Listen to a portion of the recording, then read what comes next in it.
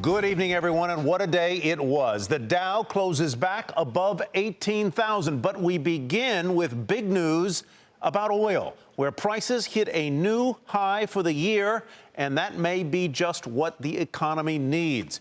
Prices settled above $51 a barrel. That's an 11-month high, and nearly double the lows hit in February, thanks to one of the most powerful crude rallies in years. Experts say a sustained price just above $50 a barrel takes some of the pressure off of producers. Yet it's not enough to translate into sharply higher prices at the gas pump for consumers. Jackie DeAngelis takes a look at where oil prices may go next and how long they may stay in this sweet spot. Oil prices are on the rise, a big bump up from February's lows where crude got dangerously close to $26 a barrel. An interesting dynamic emerging now. In a higher price environment, perhaps producers will pump more crude. Producers will be feeling a little bit more at ease right now, but I think we're just beginning that trend. I think the real profitability area is between the mid-50s and $60. I think then they'll really start to think about getting really back into the game. In fact, the Energy Information Agency reported today that U.S. production rose slightly for the first time in 15 weeks.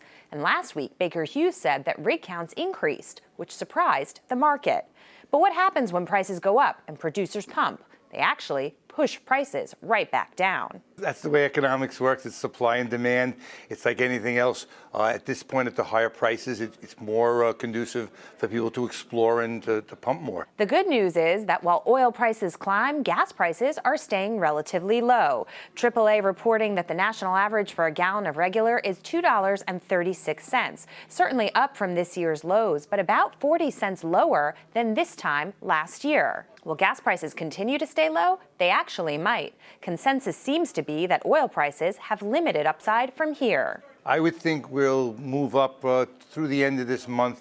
Probably at the most, my projection would be about the mid-50s. I would say even 54 or so is about the upper range of this. The driving season is definitely a factor, but we have to see let's say the inventories go down a bit. So far, we really haven't seen what we want to see as far as a real impetus for the market to go up. Remember, though, that last year at this time, we saw crude prices peak around 60 in June. Then they tumbled back to the high 30s by August. It's still a little too early to say that we won't see that pattern again. For Nightly Business Report, I'm Jackie DeAngelis.